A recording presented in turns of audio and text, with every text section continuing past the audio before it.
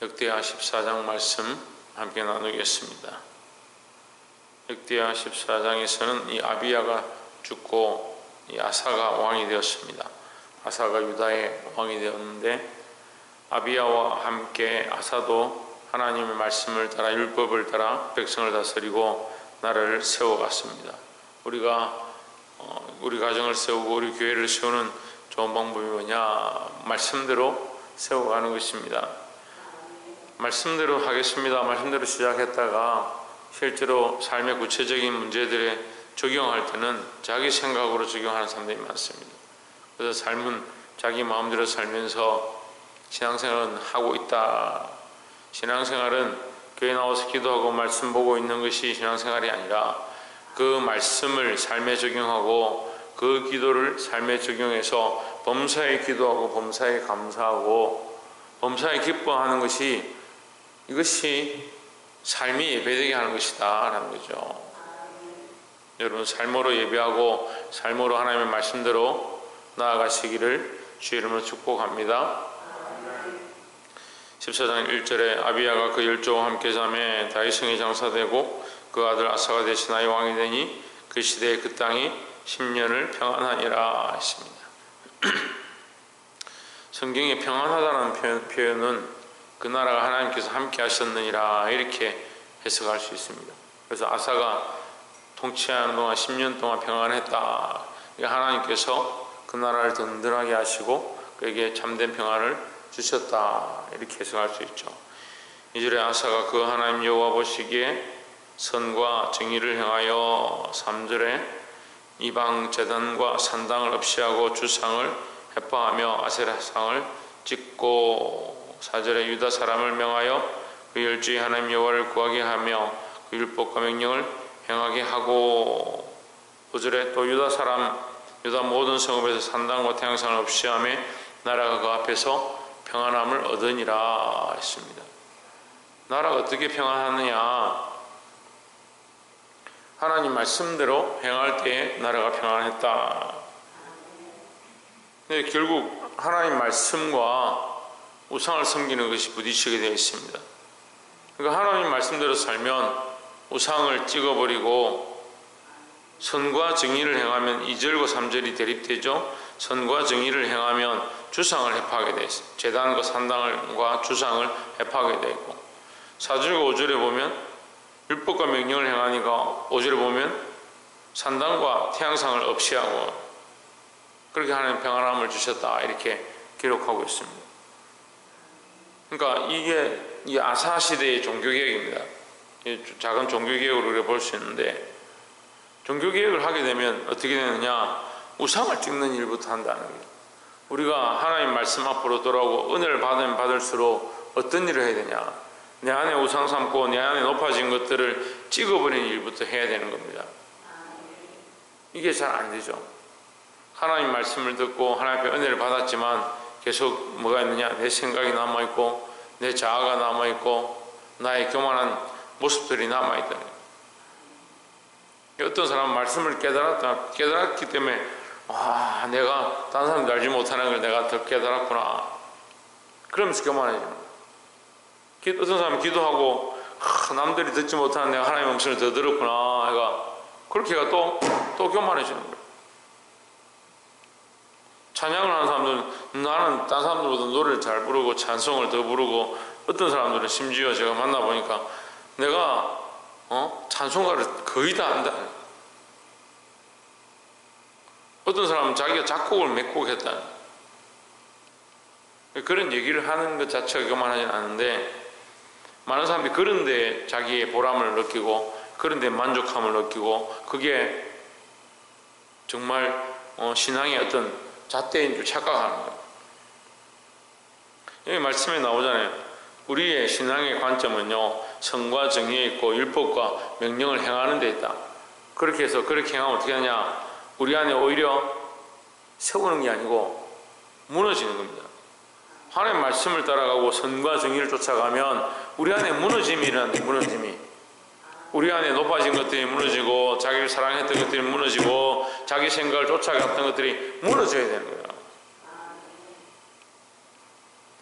무너지는 것이 종교개혁이고 무너뜨리는 것이 나는 자꾸 죽고 주만 자꾸 살고 내 생각들은 없어지고 하나님 말씀이 주인 되어져 가는 것이 종교개혁이다라는 거죠. 우리가 오늘 이 새벽에 이 말씀을 들으므로 우리 안에 이 잘못되어져 있는 많은 생각들이 무너지고 하나님 말씀으로 세워지기를 주의 이름으로 축원합니다. 두 번째로 나눌 말씀 6절에 여호와께서 아사에게 평안을 주셨으므로 그 땅이 평안하여 여러 해의 싸움이 없은지라 저가 견고한 성읍들을 유다에 건축하니라 했습니다. 자, 이 평안을 누가 주셨느냐? 하나님께서 주셨다. 7절에 아사가 일찍이 유다 사람에게 이르되 우리가 우리 하나님 여호와를 찾았으므로 이 땅이 아직 우리 앞에 있나니 우리가 이 성읍들을 건축하고 그 주위에 성곽과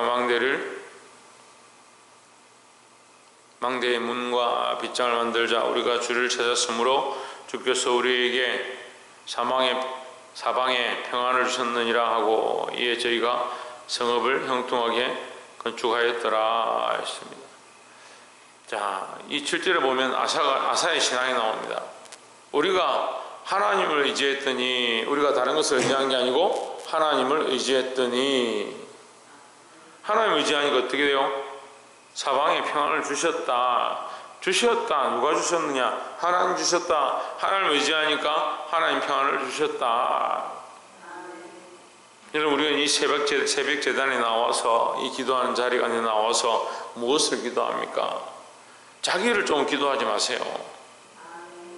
이게 잘 안 돼요. 계속 내가 잘 되고 내 안에 뭐가 있고 내 삶에 뭐가 잘 되고 내 가족들이 뭐가 되고 뭐가 형통하고.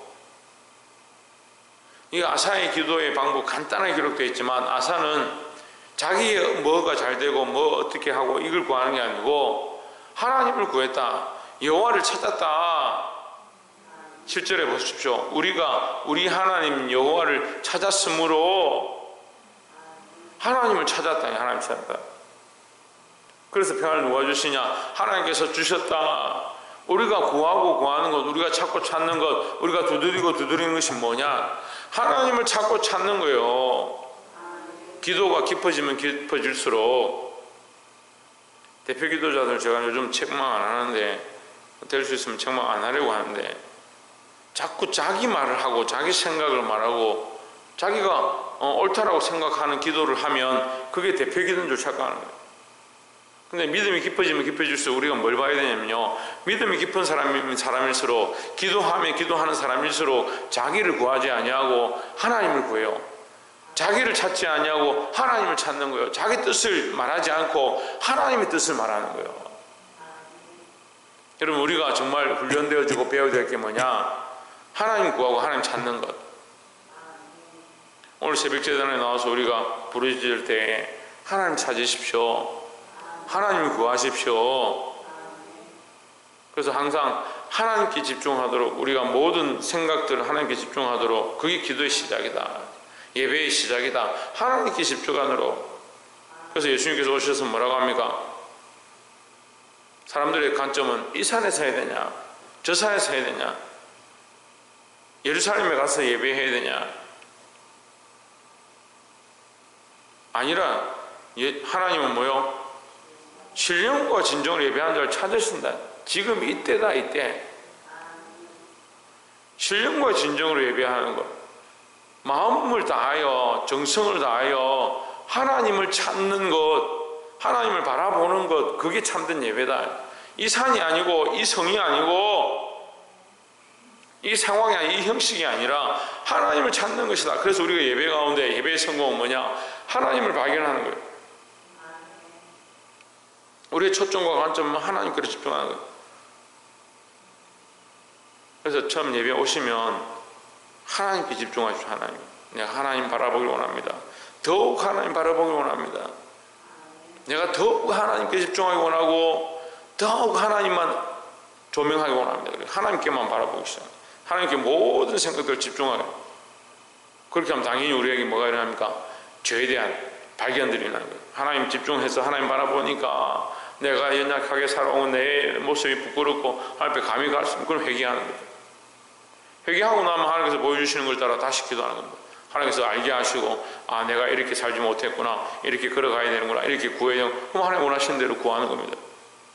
그게 기도의 연속이죠. 하나님 찾고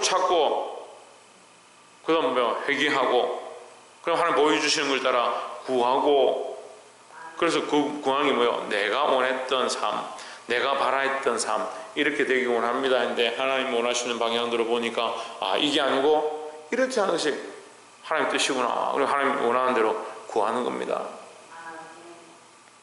보게 되기를 주의 이름으로 축원합니다. 마지막 세 번째로 9절에 보시면 구스 사람 세라가 죄를 치려하여 군사 100만과 병거 300선을 거느리고 마레사의 이름에, 이렇게 믿음으로 살고 종교개혁을 일으키는 나라에도 뭐가 일어났느냐? 전쟁이 일어났습니다.